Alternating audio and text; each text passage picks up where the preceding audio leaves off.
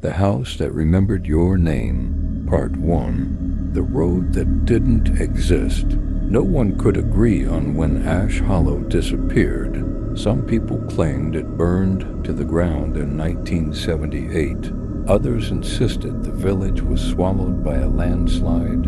A few old men sitting outside a forgotten gas station simply smiled whenever its name was mentioned. It wasn't destroyed, one of them whispered. It just stopped letting people leave. Daniel Carter laughed when he first heard the story. He had spent 6 years traveling across the country, filming abandoned hospitals, haunted hotels, forgotten prisons, and ghost towns. Every place came with legends. Most were fake. The audience loved them anyway. His YouTube channel had nearly 1 million subscribers, but views had begun dropping. Every haunted location looked the same. Every ghost story sounded recycled. He needed something different, something no one had filmed before. That's when an anonymous email appeared in his inbox. There was no subject line, no signature, just one sentence. If you want a story that will end your career or your life, find Ash Hollow before it finds you. Attached beneath the message was a single photograph. It showed a narrow dirt road disappearing into dense forest on the back of an old wooden sign, barely visible through vines. Someone had carved 2 words, Ash Hollow. Daniel searched every map he could find. Nothing. No records, no coordinates, no mention in modern databases, almost as if the village had been erased. That should have been the end of it. Instead, it became an obsession. 3 weeks later, Daniel arrived in the nearest town. It had fewer than 200 residents. Most houses looked abandoned. The diner closed before sunset. Nobody made eye contact. When Daniel showed the photograph to the waitress, her face turned pale. "Where did you get this?" "Someone emailed it to me." She pushed the photo back across the table without touching it again. "You should leave. Do you know where it is?" "No, but you know what it is." Silence. Finally, she leaned closer. "My grandfather used to say there was a village in those woods." "And?" "He said they didn't disappear."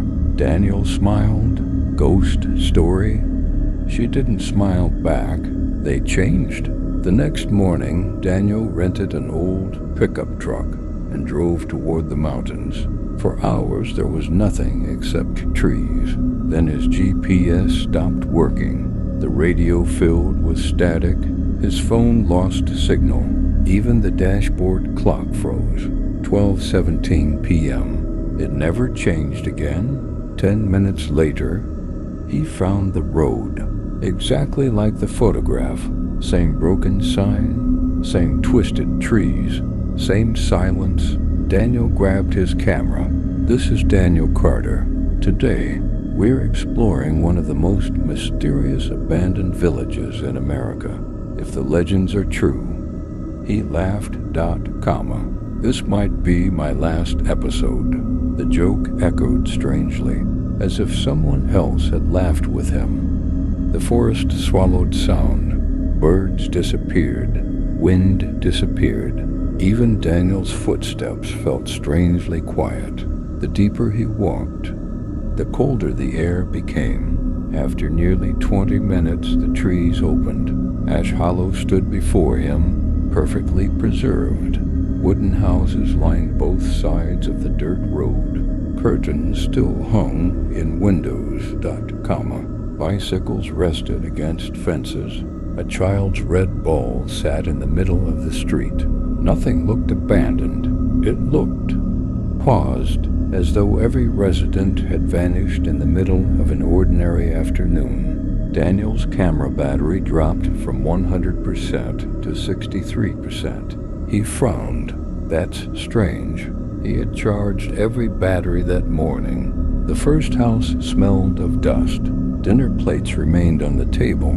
A candle had melted halfway down. Family photographs covered the walls.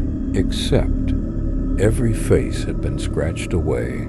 Not one, not two, all of them. Someone had deliberately destroyed every person's face. Daniel filmed everything. This is incredible. Then, a floorboard creaked upstairs. He froze. Silence. Another creak. Slow. Heavy. Like someone shifting their weight. Daniel called out, "Hello?" Nothing. He climbed the stairs. Bedroom, empty. Bathroom, empty. Attic, locked. 3 loud knocks came from inside the attic. Knock, knock, knock. Daniel stepped backward. His breathing quickened. Another 3 knocks. Then, a little girl's voice, barely louder than a whisper. "Don't let it know you're here." Daniel spun around. Nobody. The hallway was empty. He rushed downstairs.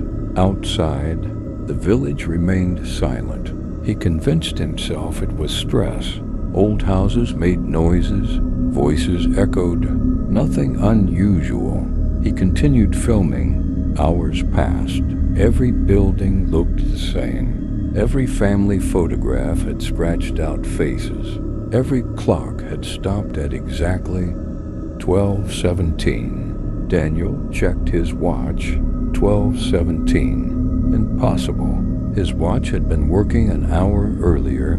His phone still showed 12:17. No battery loss. No movement. Time had stopped. Then he noticed something impossible. Fresh footprints leading through the mud. Bare feet. Small, like a child. He followed them. They ended at the old church. Its doors stood open. Inside, every pew was empty, except the last one. Someone sat there, a woman, long black hair, white dress, head bowed. Daniel whispered, "Hello?" No answer. He walked closer, closer, closer. When he reached the last pew, it was empty. The woman was gone. His camera suddenly emitted a loud burst of static. The screen flickered for less than a second. Someone stood directly behind him, smiling too widely. Daniel spun around. Nothing. Only empty church benches. Then, the church bell rang. Once, twice, 3 times. Its sound echoed across the entire village. The silence that followed felt alive, and somewhere outside, hundreds of footsteps began moving toward the church. Part 2. They were waiting. The footsteps came from every direction. Not running, not walking, moving in perfect rhythm. Step, step, step. Daniel stood frozen in the center of the church. Every instinct screaming at him to run. The sound grew louder, closer. Then, it stopped. Complete silence. He slowly looked toward the open church doors. Nothing. The street outside was empty. His breathing echoed through the room. "This isn't real," he whispered. He grabbed his camera and aimed it toward the entrance. The viewfinder showed something his eyes couldn't. People, dozens of them, standing outside. Men, women, children. None of them moved. None of them blinked. Daniel lowered the camera. The street was empty again. He raised it. The crowd had grown larger. Every face was staring directly at him. He dropped the camera. It hit the wooden floor with a loud crack. When he picked it back up, the screen was black.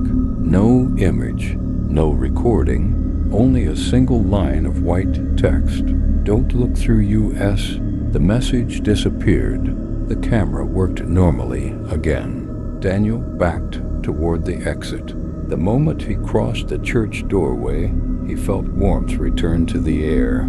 Birds chirped somewhere in the distance.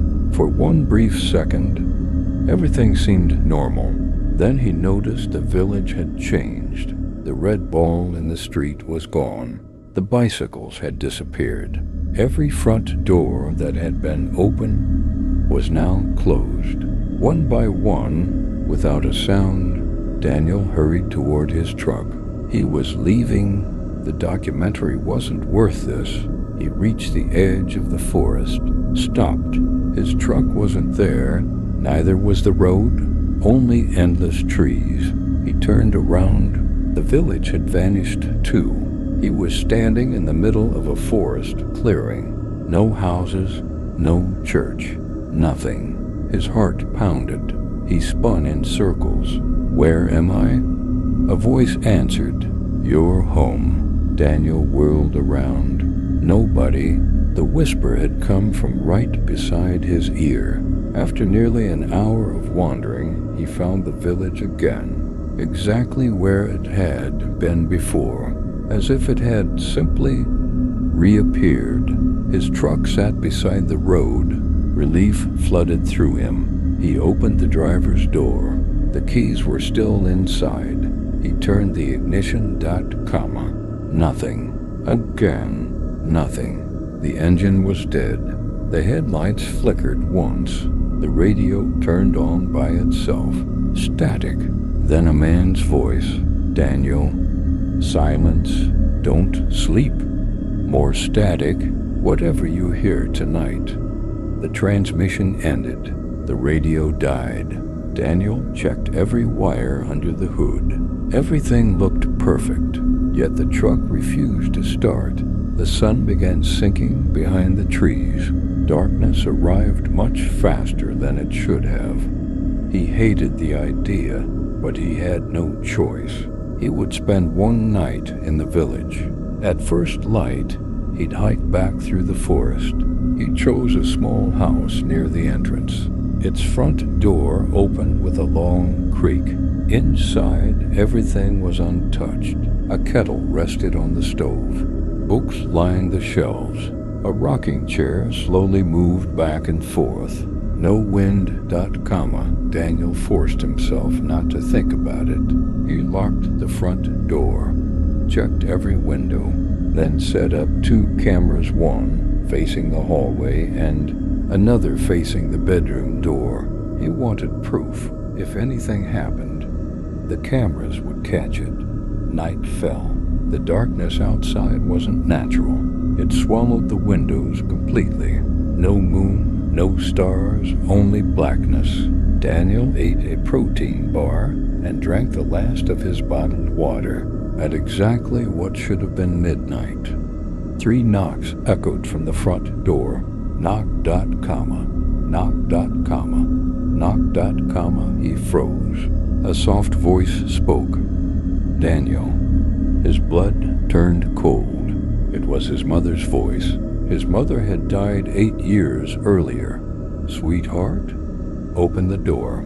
I've been looking for you." Tears filled his eyes. No, it couldn't be. The voice became desperate. "Please, I'm cold. I don't want to be alone." Daniel stepped toward the door. His hand reached for the lock. Then he remembered the radio. "Don't sleep. Whatever you hear tonight." He stepped back. The knocking stopped. Silence. Then something scratched slowly across the wooden door.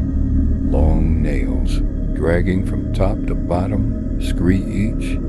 For almost a full minute, then nothing. At sunrise, or what looked like sunrise, Daniel opened the front door. 4 deep claw marks stretched across the wood, each one nearly an inch deep. No human fingernails could do that. He looked down. Fresh footprints, bare feet, hundreds of them, surrounding the house, but none leading away. It was as if an entire crowd had stood outside all night, watching him, and somewhere, deep in the silent village, a child began to laugh.